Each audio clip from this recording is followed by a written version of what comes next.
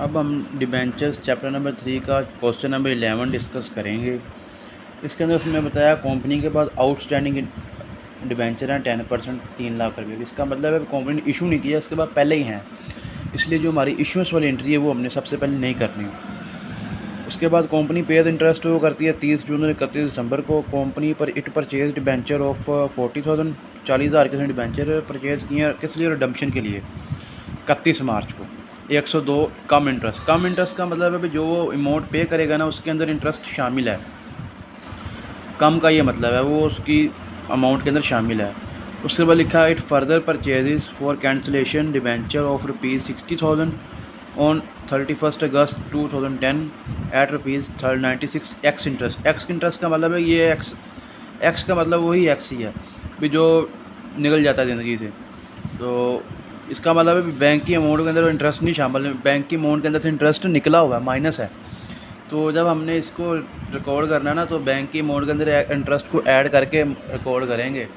X का जहाँ भी लफ्ज़ आ जाएगा तो उसका सेम मतलब रहता है।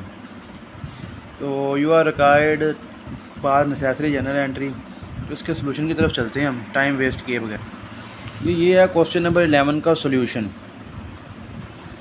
सबसे पहले हमने हमारे पास जो एंट्री है ना वो हमने करनी है, इशुएंस की तो करेंगे नहीं।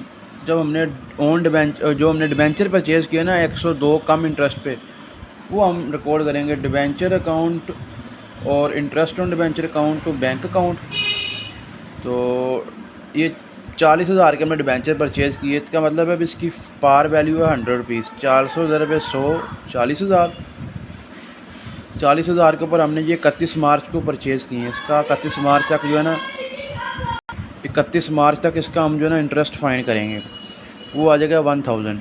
उसके बाद 102 कम इंटरेस्ट पे फाइंड किए, बैंक की अमाउंट के अंदर इंटरेस्ट शामिल है। 400 ज़रब 102 करेंगे 40,800 आ जाएगा।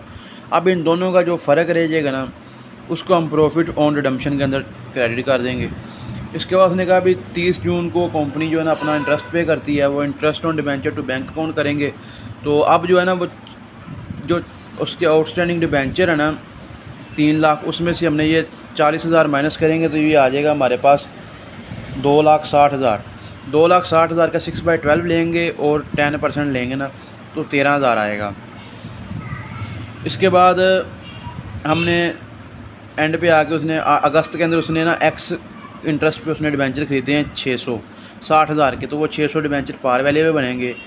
इसका इंटरेस्ट बनेगा 1,000 रुपया। और बैंक की अमाउंट के अंदर ना मैंने आपको बताया था एक्स का मतलब है वो शामिल नहीं होता अमाउंट के अंदर, तो वो हमने इसके अंदर शामिल करके लिखना है। तो ये देखें 96 के हिसाब से 600 रुपये 600 डिबेंचर्स की अमाउंट बनती थी 57,600 और इंटरेस्ट हमने फाइंड किया 1,000। ये 58,600 हम लिखेंगे इधर, ठीक है। और जो फ़र्क होगा वो प्रॉफिट ऑन रिडम्पशन के अंदर लिखेंगे। यही मेन गलती होती है एक्स और कम के अंदर। ये बहुत आसान सवाल है, सिर्फ इसके अंदर गलती सिर्फ इसी पॉइंट पर होती है भी उसको भी ऐसे लिख देते हैं, उसको भी ऐसे ही लिख देते हैं। इसके बाद जो है ना हमने इंटरेस्ट ऑन डिबेंचर फाइंड कर लेना है। जो हमारे ये वाला डिबेंचर है ना इसका इंटरेस्ट जो है ना वो लिख देना हमने, यानी जो हमारे अब ये देखें 2,60,000 था, 2,60,000 में से हमने 60,000 माइनस करेंगे ना तो ये आ जाएगा 2 लाख।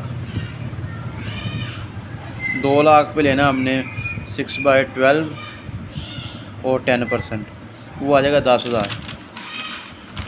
इसके बाद जो हमारा इंटरेस्ट होगा उसको प्रॉफिट एंड लॉस अकाउंट में डेबिट कर देना है और जो प्रॉफिट ऑन रिडेम्पशन है उसको कैपिटल रिजर्व में क्रेडिट कर देना है, ठीक है। ये हमारा क्वेश्चन तमाम हो जाएगा।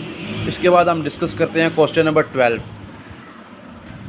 ये आ गया क्वेश्चन नंबर 12। इसमें बताया G company limited issued 10,000 12% debenture of 100 each at par on 1 July 2009। Interest is payable half yearly on 30 June and 31 December. Company closes its books on 31 December each year.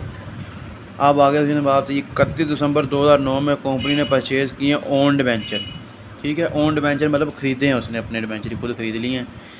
तो 1 लाख रुपये के पार पे ख़रीदे हैं इन्वेस्टमेंट के तौर पर। और 31 दिसंबर 2010 को उसने 1000 ओन डिबेंचर ख़रीद लिए हैं 98 रुपये के हिसाब से, 98,000 के यानी खरीद ली। तो चलते हैं इसकी अब हम सॉल्यूशन की जानिब। इसके अंदर हमने पहले इशुएंस की एंट्री करनी है, क्योंकि उसके अंदर बताया अब इशू किए हैं डिबेंचर हमने। ले जनाब, ये इसकी आ गई है हमारी सॉल्यूशन की। सबसे पहले उसने किए हैं डिबेंचर इशू। वो कितने किए हैं उसने? 10,000 डिबेंचर किए हैं 12% 100 रुपये के हिसाब से। बैंक अकाउंट और डिबेंचर अकाउंट 10,000 को हम मल्टीप्लाई करेंगे 100 से, वो आ जाएगा 10 लाख। उसके बाद जुलाई में लिए इशू किए हैं और 31 दिसंबर को हमने उसका इंटरेस्ट पे कर देना है। 10 लाख का 12% के हिसाब से 6/12 के हिसाब से इंटरेस्ट पे करेंगे, 60,000 रुपये इंटरेस्ट आ जाएगा। और उसने इसी 31 दिसंबर 2009 को ऑन डिबेंचर परचेज़ किए हैं लाख रुपए के, वो हमने ऑन डिबेंचर टू बैंक कर देना है। और फिर जो हमारा इस मिसाल का इंटरेस्ट होगा उसको हमने ना प्रॉफिट एंड लॉस अकाउंट में डेबिट कर देना है। ये हमारी जो सारी कहानी ना ख़त्म होगी। अब हम आ जाएंगे 2010 की 30 तारीख को, छठे में आ गए। उसके अंदर हमने पहले तो इंटरेस्ट जो है ना वो पे करना है, interest on debenture account to bank account. ये जो हमारा ये वाले जो हमने शुरू पर डिबेंचर ख़रीदे थे ना 10 लाख के, 10,000 डिबेंचर जो इशू किए थे, ये उन पर इंटरेस्ट है, क्योंकि उनमें से हमने लाख माइनस करेंगे, क्योंकि ये हमने ऑन डिबेंचर ख़रीद लिए थे इन्वेस्टमेंट के लिए। 9 लाख के ऊपर हमें फाइंड करना है इंटरेस्ट, वो आएगा हमारा 54,000। ऑन डिबेंचर के ऊपर हम फाइंड करेंगे इंटरेस्ट, ऑन डिबेंचर का इंटरेस्ट हमारा आएगा 1 लाख के ऊपर 12% के हिसाब से 6 माह का 6,000 रुपया, तो ये आपका 60,000 ये बन जाएगा। इसी के बाद हमने साल के एंड पे इंटरेस्ट फाइंड करना है दिसंबर का, वो भी इसी तरह ही सेम फार्मूला लगेगा। 9 लाख के ऊपर 54,000 और 1 लाख के ऊपर 6,000, 60,000 ये हो गया। अब हमने एंड पे बताया था अभी 98 रुपये के हिसाब से 1,000 उसने डिबेंचर फिर ख़रीदे हैं 2010 में, वो हमने 98,000 के डिबेंचर वो लिख लिए। फिर जो हमारा टोटल इंटरेस्ट था डिबेंचर के ऊपर ये 60,000 और 60,000 पिछले 6 माह का, वो हमने 1,20,000 हमने डेबिट कर दिया प्रॉफिट एंड लॉस अकाउंट के अंदर।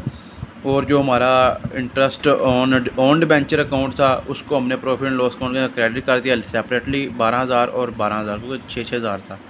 तो ये देख लें इस क्वेश्चन का जो सलूशन है दोनों क्वेश्चनों का, वो आपको डिस्क्रिप्शन के अंदर लिंक है, लिंक को आप क्लिक करें।